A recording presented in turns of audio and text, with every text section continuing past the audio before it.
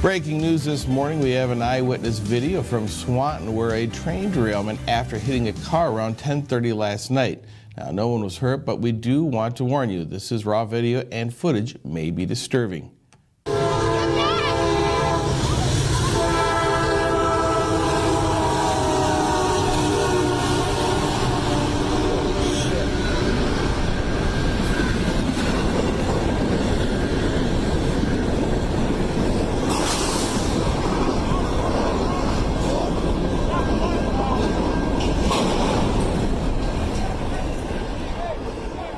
At 10:30 p.m. on the night of June 6, 2019, Norfolk Southern intermodal train 25Z, bound for Chicago, struck a vehicle that was parked on the main line at North Main Street in Swanton, Ohio.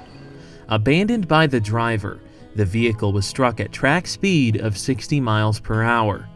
The speeding train, which was immediately thrown into emergency, derailed as the locomotives continued through the crossover switch at milepost 307.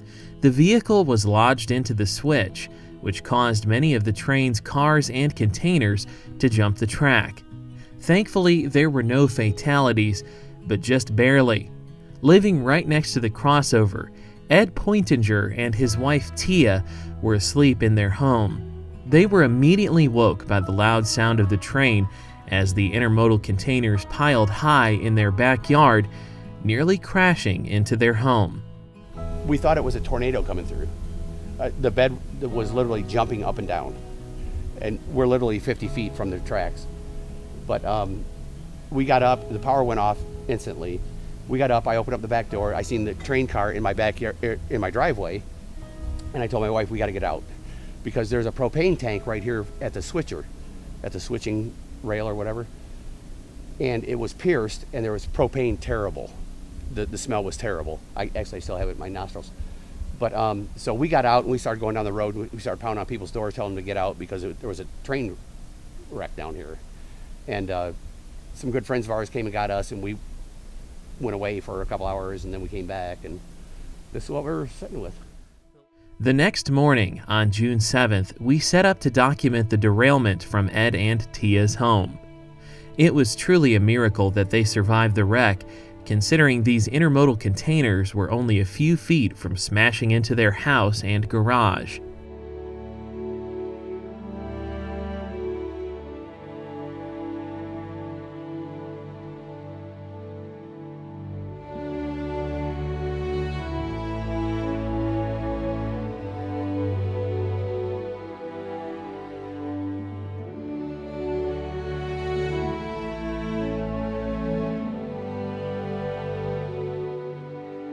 We had just gone to bed, and we heard a god-awful noise, and it got louder and louder and louder and louder, and our whole house was shaking.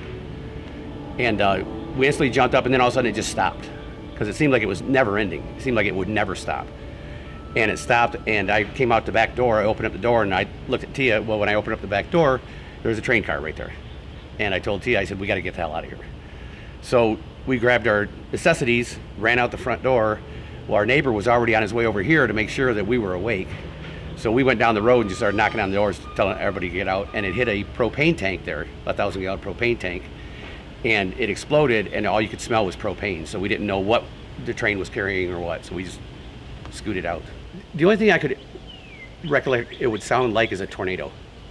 And there was explosions, of course, the transformer went down and then the propane tank, but a tornado, I would say. And it just, like I said, it progressively got louder and louder and louder, and it went through my mind, is this ever gonna stop? It just seemed like it had to have stopped sometime, because either that or we would have been dead. After seeing all this happen, are you gonna go play the lotto finally? Yes, I will. Yes, I will. That's one thing that everybody's been saying, Ed needs to play the lotto. One thing, we are very fortunate that these were all empty cars. We were thinking about scenarios yesterday. If this would have been rolled steel or cars on here, this whole neighborhood probably would have been wiped out. Tia, what was going through your head at that time? I don't really know. Just grab your shoes and purse and leave. when you saw all these cars in your backyard when the sun finally came out, what was your reaction? I don't know. I don't know. Unbelievable. I mean, it was just truly unbelievable. So what when it happened, tell me a little bit about the actual damage to your property. Your buildings weren't damaged, but they No. were awful close. They were close. If you look over here, there was a car actually dug in right behind my two vehicles. And when it hit, it threw stones everywhere, up against the house, the trailer, the cars. Broke the one window on the car, but that's realistically all the damage we got. When they came through the next day and started moving these cars around, what was it like when you saw those big movers come through? What exactly did they do? They were literally throwing the cars off the tracks. They were just throwing them off, and there was like a K5 dozer down here, just moving them down, moving out of the way. So have you guys heard anything about the woman that decided to park her car on the track? Have you guys heard anything about that? I heard she turned herself in. Good. Didn't know about that. Yep. What's do you guys have any advice for anybody that lives next to a railroad track if something like this happens to them? Get out. just be prepared to run. Yeah. Overall, though, as far as working with the railroad, as far as Norfolk Southern goes, have they been pretty professional? And Yes. Supposedly they're going to cut them all up, and they'll bring in a train car that's like a dumpster, I guess, and just start throwing them in the dumpsters. Throughout the day, Norfolk Southern would work tirelessly to clear the main line of debris. With both tracks blocked and destroyed by the derailment, R.J. Corman was called in to assist with the cleanup effort. With every passing minute, more and more high-priority freight trains were being delayed by the massive derailment.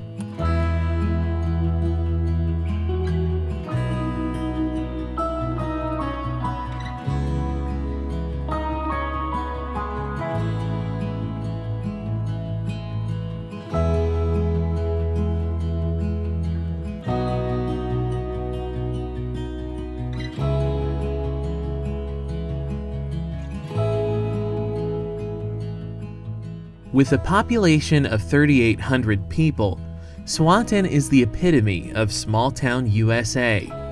Located 18 miles to the west of downtown Toledo, Norfolk Southern's Chicago line runs right through the center of town. With an estimated train count of 60 per 24-hour period, the Chicago line, part of Norfolk Southern's Dearborn Division, is one of the busiest railroad lines in the United States.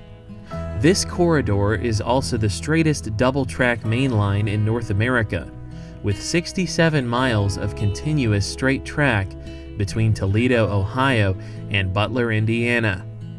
Built in the late 1850s, this line would become part of the Lakeshore and Michigan Southern Railroad, and later the New York Central System. Due to the derailment, stopped trains in Illinois, Indiana, Ohio, and Pennsylvania meant extreme congestion for this already busy main line. With that in mind, we planned to return the following day to watch the levee break.